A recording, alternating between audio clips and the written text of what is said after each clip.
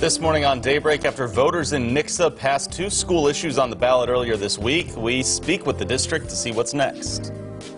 And Arkansas is facing a shortage in an important life-saving industry. We'll tell you what the state is doing to help keep people in the field. Plus, a new program available for Cox Health employees with disabilities to help them save for the future. We'll explain about that and much more coming up for you here on Daybreak. Well, good morning and thanks for joining us. You made it to Thursday. It's April 4th. I'm Lauren Barnes. Joe Moreno, is there something, am I giving off a bad vibe? You're the third person to tell me that today. Tell you what. I made it to Thursday. Oh, no, it just seems like a feat this week. I don't know, this week's going by slow. And I've only talked to like 4 people so far today. Oh, well, we're all on the same page except for you. Yeesh. Is your week going by quick? Yeah, I guess so. Okay. I thought maybe people were thinking I was in a bad mood and they're like, hey, you made it to Thursday, it's all right. No, that was more of a message to myself. Yeah. Motivation, right? Yeah. And it's going to be a little wet out there today, so maybe, you know, be happy it's Thursday, you're almost to Friday, because... Yeah. You might need some of that motivation to get out of bed. It's going to be like dreary today, right? Yeah. What a slow response. I didn't want to get up this morning either, but the thunder was loud. I was leaving my house, and I was like, whoa, what's going on outside? Flashing lights, but it was the thunder and the lightning. Yeah, I have the blackout curtains so I can sleep at the odd hours and still saw the lightning flashing through. So, yeah, okay. It was... Yeah. All right, all things we got to watch out for this morning, right? Yeah, we've got some showers moving through this morning. You can see a couple of raindrops on the camera in Springfield. Temperatures are warm. It's about 50 degrees on southerly winds. And again, we've got some raindrops here on the camera with some of these showers moving through. So a batch of some showers with some locally heavy rain and lightning out there this morning. Your morning commute will be wet. We're looking at some locally heavy rain from Rolla down towards Mountain Grove. Not too much in the way of lightning right now. We also have another batch of heavier rain from Anderson and Cassville and then back down into northwest Arkansas. So a wet start this morning. Temperatures are pretty warm, around 50 degrees. It's 50 in Springfield and 48 in Branson. Rain chances will be healthiest through the first half of the day today. Then things become more spotty and scattered as we head through the afternoon. So wet roads to start, and wet roads probably do this through dismissal, and then we dry out by that evening commute. We're looking at temperatures at 61 degrees by dismissal with showers and thunder. With some of these storms today, we could have some large hail. Details on that coming up in 10 minutes. In Nixa, the planning has begun as voters passed 2 questions on the ballot from Tuesday night's election. It included a school bond issue and a 41-cent tax levy. Both of these go to funding new projects in the district. Now, the next steps come. We'll be very busy this summer working with our architects and our board and stakeholders on just fine-tuning our plans and making sure we have the detailed plans. The 2 questions cover renovations for many things, including additional classrooms at Century Elementary and building repairs. And they're also adding new things like a sports complex and new performing arts center at Nixa High. The tax levy passing will also increase teacher salaries. City officials in Republic are figuring out how to support the city's growth after voters denied a 1% sales tax increase for public safety. The 1% increase would have gone toward hiring new staff for Republic's police and fire departments. The city has more than doubled its growth in the past 15 years. However, there have not been any public safety positions to help meet those needs. A Wright County man is due in court today for a plea hearing on felony charges. Corey Gass is facing 3 counts of endangering the welfare of a child.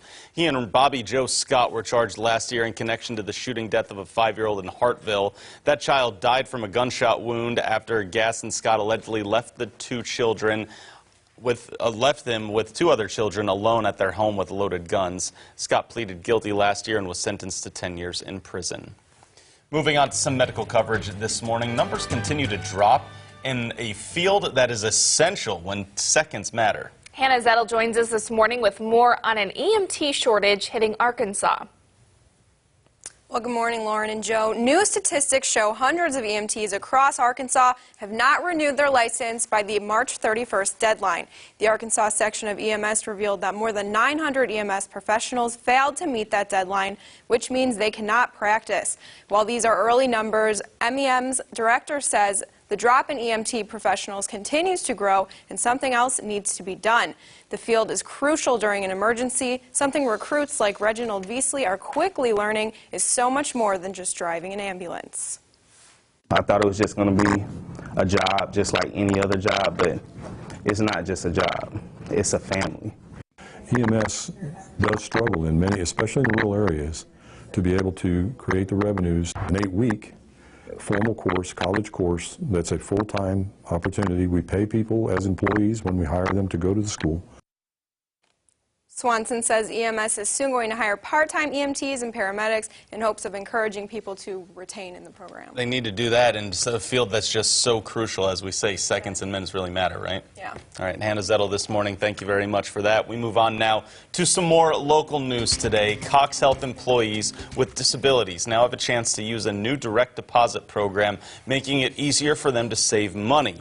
Moable is a program designed to help those workers or those employees who are parents of children with disabilities to save for the future. State Treasurer Scott Fitzpatrick believes saving money is tough for those with disabilities and their families due to federal regulations and restricted assets. It allows eligible applicants to save up to $15,000 per year tax-free without losing federal benefits.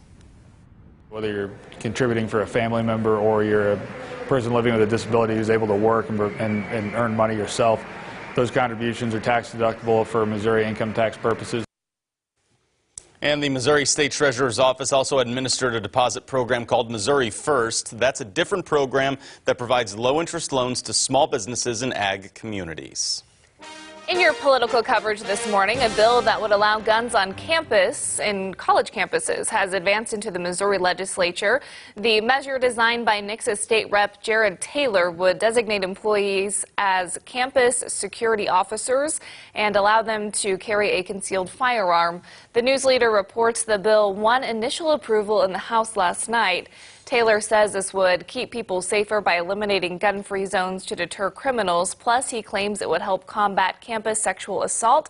However, not everyone takes that viewpoint. Springfield Rep Crystal Quaid took to Twitter saying in part it's hypocritical for Republicans to say women would be raped less often if they carry guns, while the party is working to change the way colleges evaluate sexual assault claims. Also this morning, a team from the Greene County Library has won an award worth thousands of dollars to help share a mobile app for adults wishing to learn to read. It's part of a nationwide competition called X Prize in partnership with the Barbara Bush Foundation. According to their research, 36 million Americans lack basic English literacy skills, and because adults specifically face challenges to learn to read later in life, this prize money will be used to promote the reading app. An alert for you out there on the roads. With temperatures warming up and farmers planting crops and moving livestock, the Missouri State Highway Patrol is reminding you to watch for farm machinery this time of year while driving and to also share the road. Last year, 171 Missouri crashes involved farm equipment.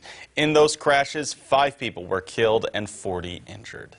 Still ahead for you this morning on Daybreak, Tesla having some trouble moving vehicles. That's right. Plus, Elisa is back with the details on what's going to be a rainy Thursday. That is straight ahead. Don't go anywhere. From Color 10 Ozarks First, Lauren Barnes, Joe Morano, and weather with meteorologist Elisa Raffa.